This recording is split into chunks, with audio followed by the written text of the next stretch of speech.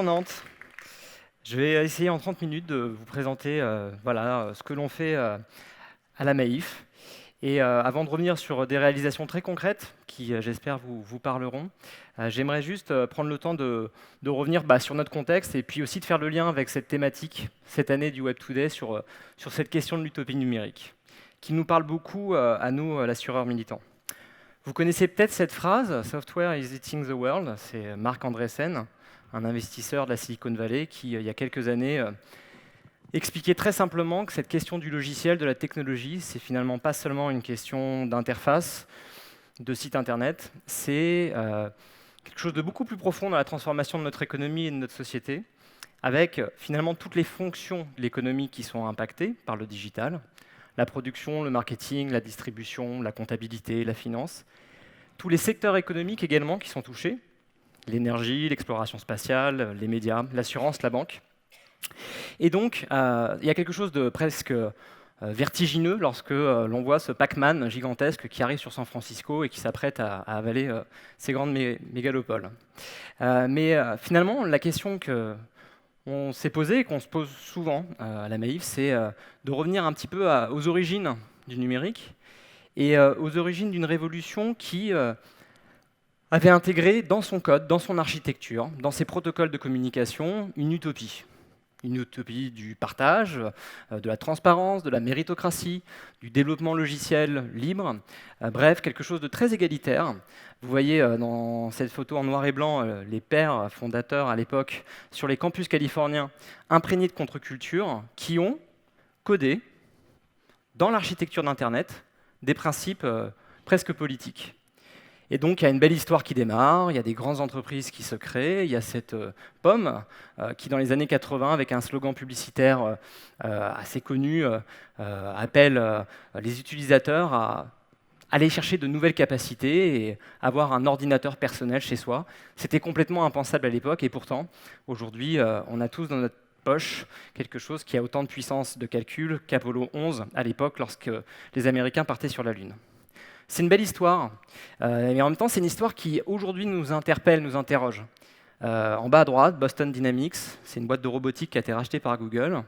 Et ce chien robotique, lorsqu'on le voit se mettre en mouvement, on ne peut pas s'empêcher de penser qu'il y a un truc un peu embêtant, en fait, dans aujourd'hui ce récit du digital. Alors, il y a des grandes thématiques actuellement qui nous interpellent en tant que consommateurs, citoyens, collaborateurs, salariés. On a connecté 4,4 milliards d'êtres humains, on les a reliés, et pourtant, on n'a jamais eu un espace public autant polarisé, avec des personnes qui ne se parlent plus. On parle de bulles de filtre pour montrer finalement comment ces grandes plateformes digitales, elles nous enferment, elles nous éloignent plus qu'elles ne nous rapprochent.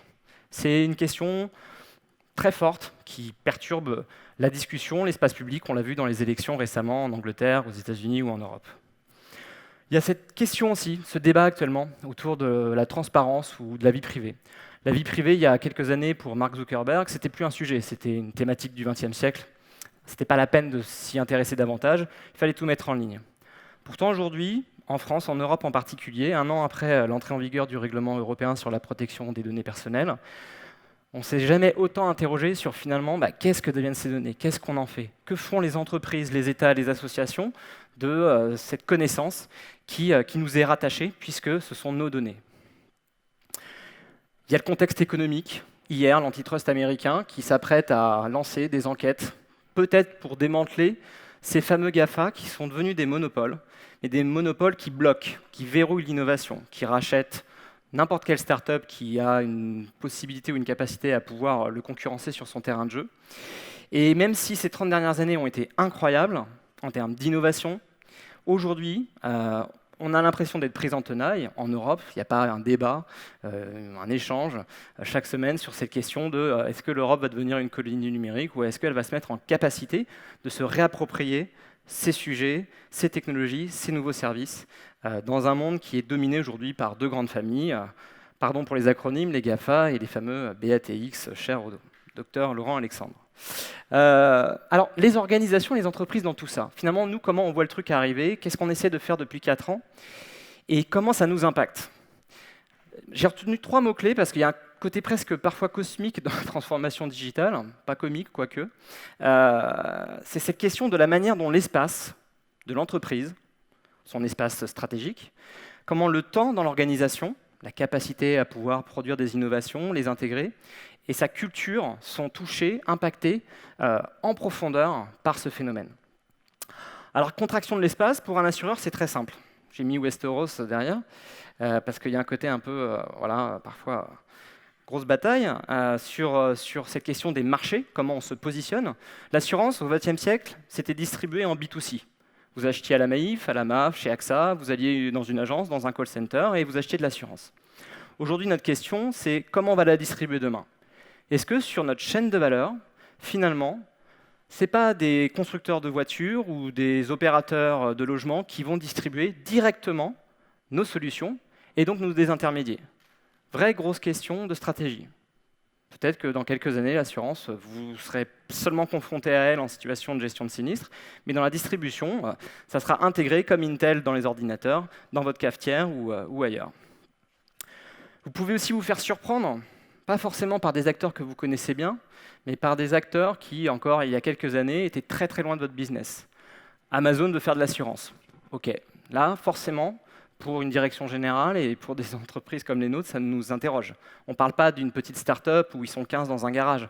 On parle d'un acteur colossal qui a la main sur une grande plateforme de distribution de produits en ligne et qui, du jour au lendemain, pourrait attaquer votre marché. Mais il y a aussi les licornes. Aujourd'hui, dans l'assurance habitation, il y a une entreprise qui s'appelle Lemonade, qui s'est créée il y a 2-3 ans aux États-Unis et qui a levé en très peu de temps 300 millions de dollars. Cette capacité à lever massivement des fonds et ensuite derrière à se déployer, comme on a vu sur d'autres secteurs, un nouveau service dans votre téléphone qui est distribué, hyper simplement, hyper facilement, ça nous challenge. Et puis, il y a cette combinaison qu'il ne faut pas perdre de vue entre finalement à la fois cette rupture digitale qui nous impacte et cette rupture écologique aussi qui nous touche. Je vais vous prendre un exemple extrêmement concret dans l'assurance. Dans l'assurance, la rupture digitale, c'est aussi le risque cyber. Comment on assure demain le risque cyber? Ou c'est le risque climatique pour l'écologie, c'est le risque climatique. Et ça arrive en quelques années, ça s'intensifie, et année après année, vous voyez votre marché, votre chiffre d'affaires, vos modèles complètement perturbés par ces nouveaux acteurs. Et ces phénomènes qui sont aussi des phénomènes extérieurs à la vie de la cité. Accélération du temps, c'est ce qu'il y a de plus, je dirais, parfois... Ouais, ça peut devenir presque angoissant parce que c'est génial, il y a tout un storytelling autour de la transformation et des innovations. Et donc, on développe, il y a des nouvelles technologies, chaque année, il y a un nouveau concept qui sort. Et en même temps, on a cette espèce de rupture ou de divergence qui se fait entre la temporalité de la technologie, c'est la loi de Moore, ça va très vite, c'est une exponentielle, puis la temporalité d'Homo sapiens, il faut être capable de suivre le rythme des innovations. Se dire que toutes les semaines, tous les mois, vous avez une nouvelle fonctionnalité, un nouveau dispositif, une nouvelle application, ça, pour accompagner le changement, embarquer les équipes, les faire adhérer à cette démarche, ça peut devenir extrêmement compliqué. Et donc, vous avez le temps qui s'accélère, vous avez l'espace qui se contracte, mais vous avez aussi la culture qui change. Et ça, c'est souvent, dans les organisations humaines, ce qu'il y a de plus difficile à faire bouger. Avec des nouvelles attentes des collaborateurs, des nouvelles manières de travailler, ça c'est la cantine à Nantes, pour ceux qui reconnaissent, et finalement des nouvelles aspirations pour les designers, les développeurs, les gens qui font du produit, les gens qui participent à ces projets de transformation, et les faire venir à nous, travailler avec eux, c'est un enjeu majeur aujourd'hui pour les entreprises. C'est un enjeu d'attractivité, c'est un enjeu de donner du sens, parce que parfois le réflexe qu'on a lorsqu'on sort de l'école de Nantes de design ou de l'école de développeurs, c'est « Ah non, mais il y a une mutuelle, jamais, c'est pas intéressant, je vais aller dans une start-up ». Et pourtant, et je suis là pour essayer de vous convaincre, on est sur des projets absolument passionnants actuellement dans ces organisations. Et donc toute notre démarche, elle consiste notamment à pas seulement travailler à l'intérieur de l'organisation sur nos problématiques, mais à se mettre en capacité de travailler avec d'autres communautés. Et je vais vous donner des exemples maintenant assez parlants. La Maïf. Alors, l'assureur militant, ça vous évoque peut-être quelque chose. On est, d'une certaine manière, et je suis vraiment reparti de cette question de l'utopie numérique, C'est quelque chose qui nous a beaucoup interpellés lorsqu'on a lancé il y a 4 ans notre stratégie digitale et qu'on s'est mis en mouvement en se disant OK, finalement, qu'est-ce que ça peut nous apporter? Et on s'est mis à faire des choses, on s'est mis à faire bouger le système d'information, à travailler sur nos sites, nos applications, à intégrer de nouvelles compétences. Mais il y a quand même cette question de qu'est-ce qui peut nous permettre demain, qu'est-ce qui peut nous amener à nous différencier sur ces questions digitales. On est 7000, en face, il y a des conglomérats, il y a des entreprises très importantes. Comment on veut s'approprier le sujet? Donc tout ça, on l'a écrit dans une stratégie. Je vais essayer de très rapidement expliquer aujourd'hui ce qu'on est en train d'essayer de mettre en place avec l'ensemble des équipes. Il y a 2 mots qui résument notre stratégie, la singularité et le pivot. Alors très rapidement, il ne s'agit pas de la singularité technologique des transhumanistes californiens, pour ceux qui ont déjà vu ce concept. Il s'agit de la singularité au sens français du terme. Comment on renforce un modèle de mutuelle qui, historiquement, depuis 1934, s'appuie sur la relation client, l'excellence opérationnelle et finalement cette capacité à pouvoir fidéliser nos sociétaires parce que le service rendu lorsqu'ils ont un sinistre, il doit être au top et il doit être parfaitement exécuté. C'est aller beaucoup plus loin dans cette volonté d'aligner les intérêts de nos sociétaires, de nos collaborateurs, de nos militants qui font notre spécificité.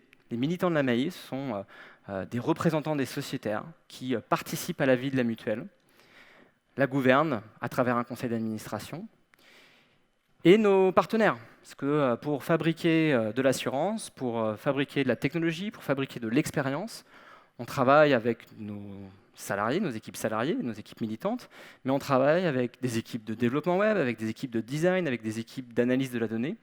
Et donc, on veut aujourd'hui aller beaucoup plus loin dans cette démarche, en essayant à la fois, toujours évidemment, de bien faire notre métier, mais aussi dans un contexte de crise écologique, de crise économique, aller chercher de l'impact. Et ça veut dire quoi, aller chercher de l'impact quand on est un assureur? Et je vais essayer de prendre un exemple extrêmement simple, typiquement mettre en place un réseau de pièces de réemploi pour les voitures. Lorsque vous avez par exemple un sinistre, plutôt que prendre une pièce neuve, on installe un réseau en circuit court qui permet de récupérer des pièces qui ont déjà été utilisées, qu'on a remis à niveau, pour finalement à la fois faire baisser le coût économique de la gestion de sinistre, à la fois diminuer notre empreinte carbone, notre empreinte écologique via notre activité, mais aussi contribuer à irriguer des territoires qui, d'une certaine manière, vont pouvoir participer à cet écosystème de la pièce de réemploi dans l'assurance auto. C'est très pratique, c'est très pragmatique. Et à la fin, tout l'enjeu de pilotage de la boîte, c'est de se dire, on a amené quelque chose de très bien pour le sociétaire, on a amené quelque chose de très bien pour le partenaire, et par ailleurs, on arrive à montrer, d'un point de vue très opérationnel et très économique, que ça contribue aussi à avoir un impact positif autour de nous, dans notre environnement. Ça, c'est la singularité. Et puis, il y a le pivot. Le pivot, ça, c'est quelque chose d'assez classique. Transformer notre cœur de métier. Les usages ont changé dans l'assurance. Hier, on assurait 365 jours sur 365 une maison ou une auto. Aujourd'hui, vous allez prendre une trottinette, un vélo, faire des mobilités interurbaines ou juste faire une location 3 jours d'un logement. Comment nous, on se met en capacité de proposer de l'assurance à la demande. Et ça nécessite de revoir beaucoup de choses sur nos métiers, notre tarification, la manière dont on construit l'offre.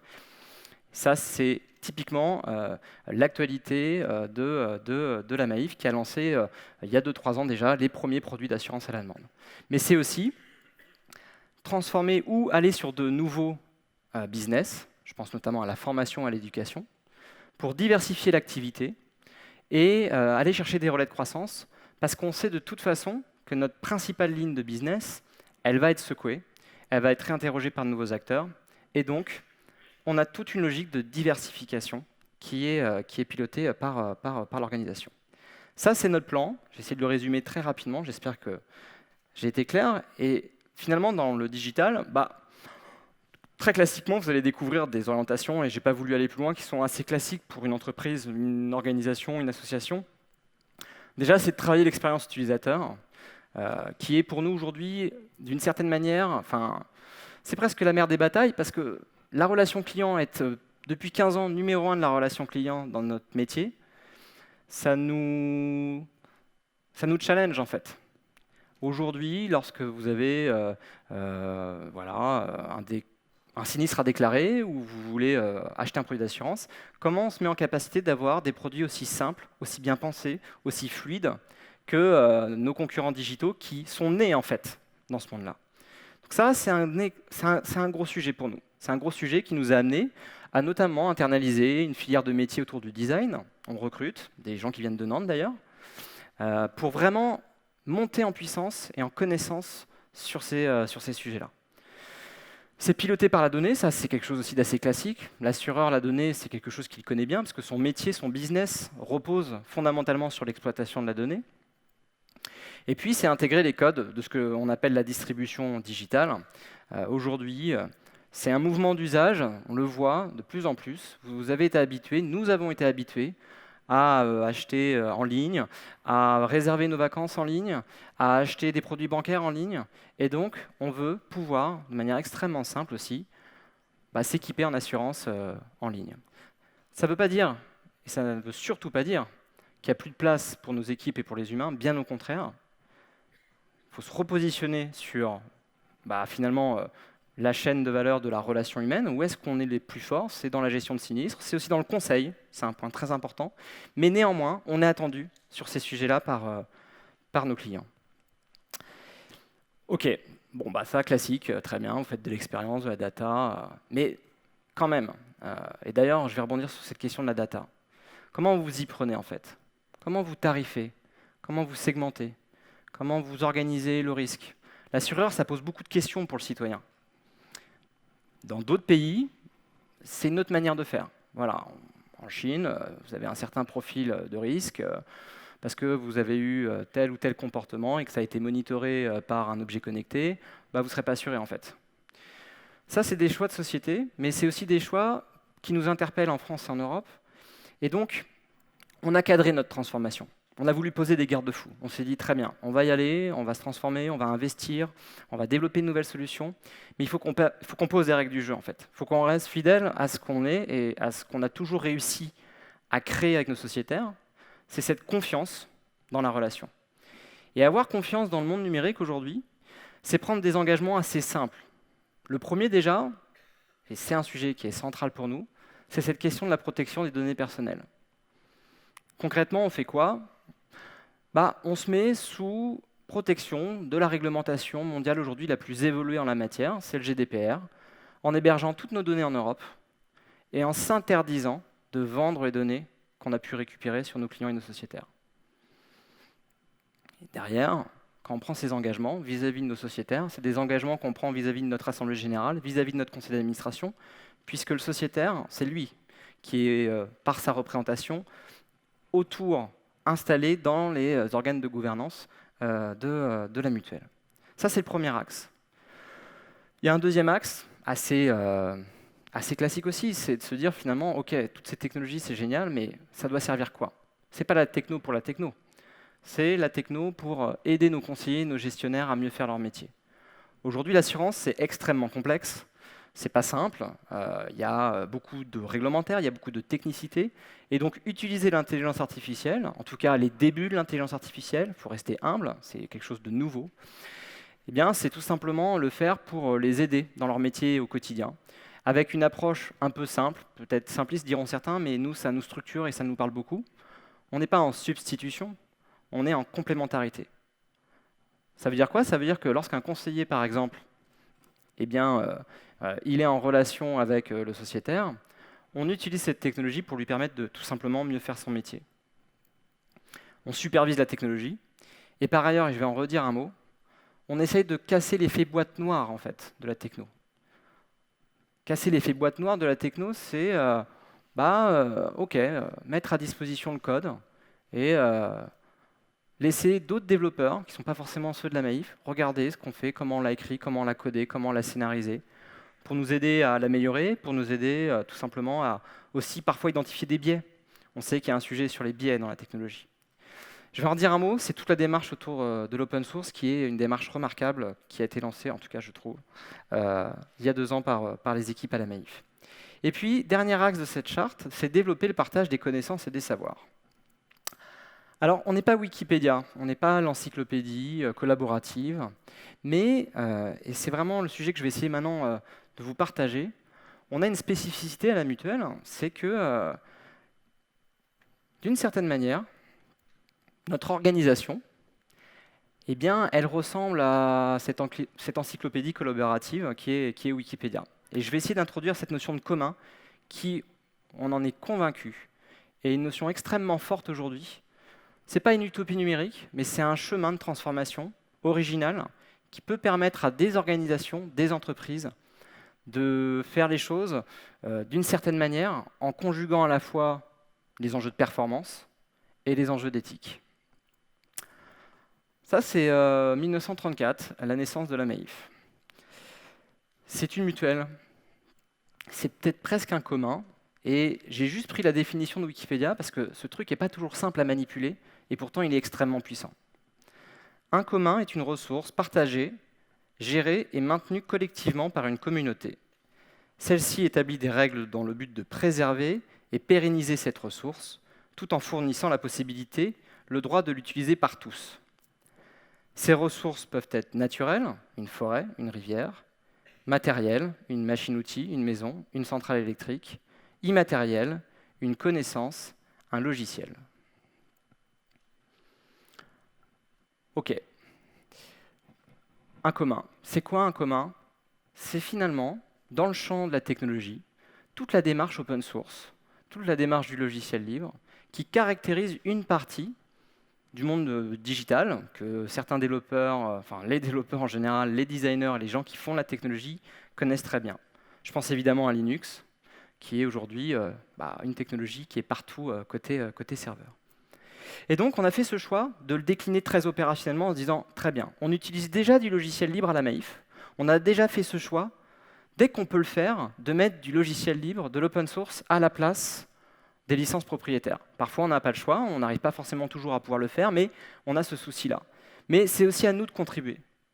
On a aussi une responsabilité, et d'une certaine manière, ça a plein de vertus, en fait. Et donc, on a commencé à libérer progressivement des briques logicielles sur GitHub pour les développeurs, à la fois parce que c'est un projet qui a énormément impliqué et embarqué nos équipes en interne, nos collaborateurs. C'est un projet qui nous a permis aussi d'adresser un enjeu très trivial, c'est le recrutement. Comment on fait venir demain des développeurs à la Maïf, à Niort, dans les Deux-Sèvres?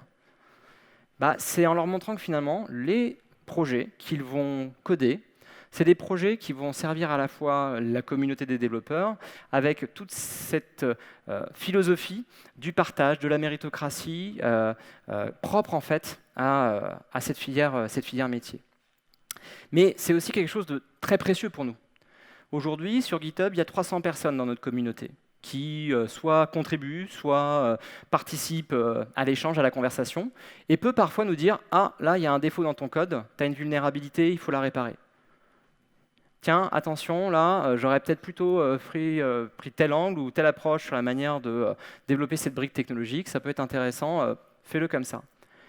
Et là, tout d'un coup, d'un point de vue plus, je dirais, capacité à mobiliser des équipes, on n'a pas seulement les équipes de la Maïf qui viennent travailler avec nous. On peut aller chercher des effets de réseau, on peut aller chercher une puissance de frappe beaucoup plus forte en fédérant des communautés de développeurs qui vont, parce qu'on a bien fait le job, et il y a des briques qui font le job, on va justement avoir beaucoup plus de capacité à développer, à améliorer le code logiciel qui, à la fin, quand même, nous permet de faire tourner nos contrats d'assurance, nous permet de distribuer nos solutions, nous permet d'assurer la déclaration de sinistre en ligne. J'ai mis l'URL, évidemment, je ne sais pas comment je ferai, mais j'enverrai en tout cas ces liens, là, parce que voilà, vous pouvez contribuer, vous pouvez aller voir, vous pouvez nous challenger, et cette démarche aujourd'hui, elle est portée par notre DSI qui, au cœur de ses équipes, est en train d'installer, de systématiser cette culture de l'open source dans la manière de produire de la technologie. Ça, c'était il y a 2 ans.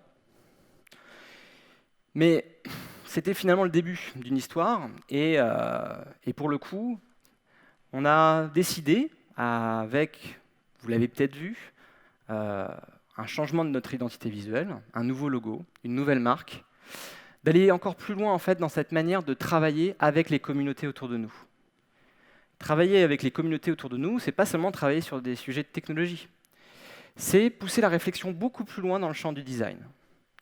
Aujourd'hui, le design à la Maïf, c'est une 50aine de personnes en interne, des motion designers, des designers d'interface, d'expérience, de services, qui travaillent sur les parcours, qui amènent cette culture du besoin utilisateur, comment finalement on arrive à changer la manière dont on lance des projets dans les grosses boîtes, plutôt qu'être très top-down, on se dit ok, on va voir les utilisateurs, on fait la recherche utilisateur, on fait les personas, et c'est comme ça qu'on reconstruit les parcours.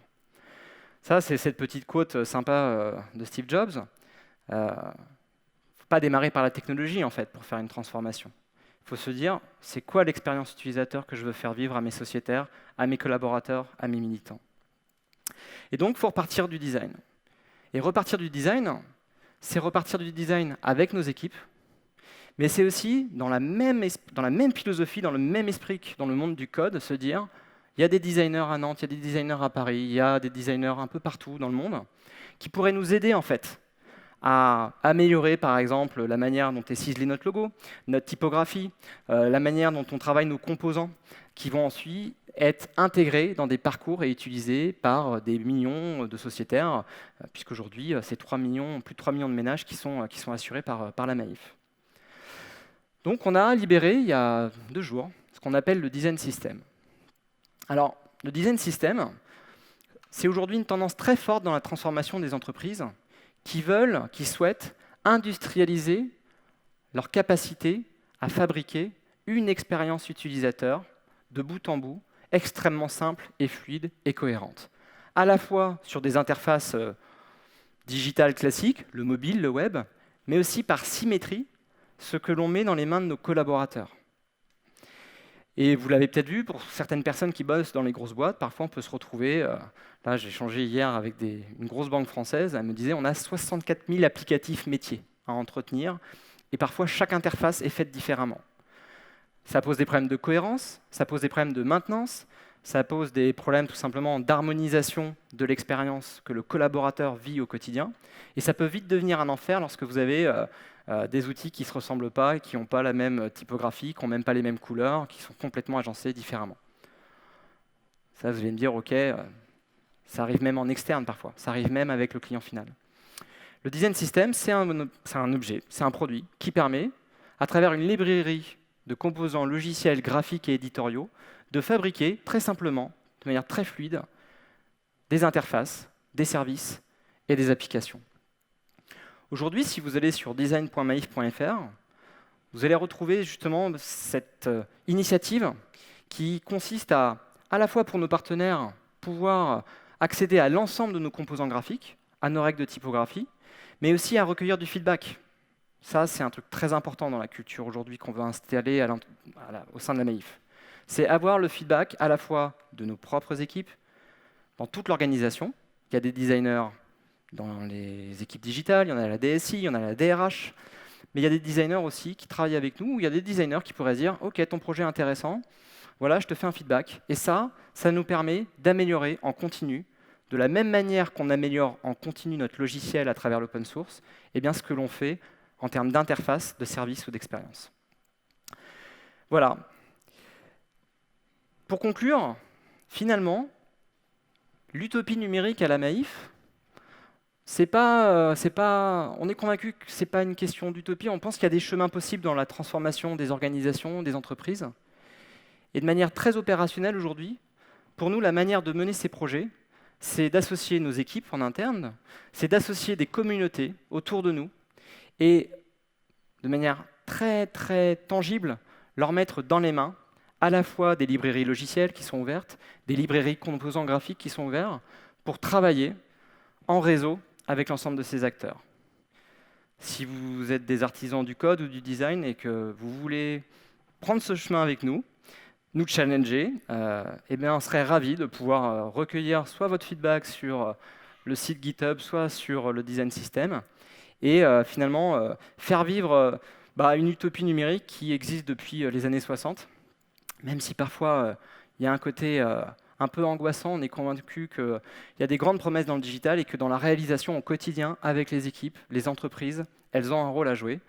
Et la Maïf se positionne sur ces sujets de manière humble, euh, en avant, pour justement essayer de travailler avec les communautés des communs informationnels. Et c'est pour ça qu'on a signé ça, pardon avec des mots anglais, We are designing and building commons.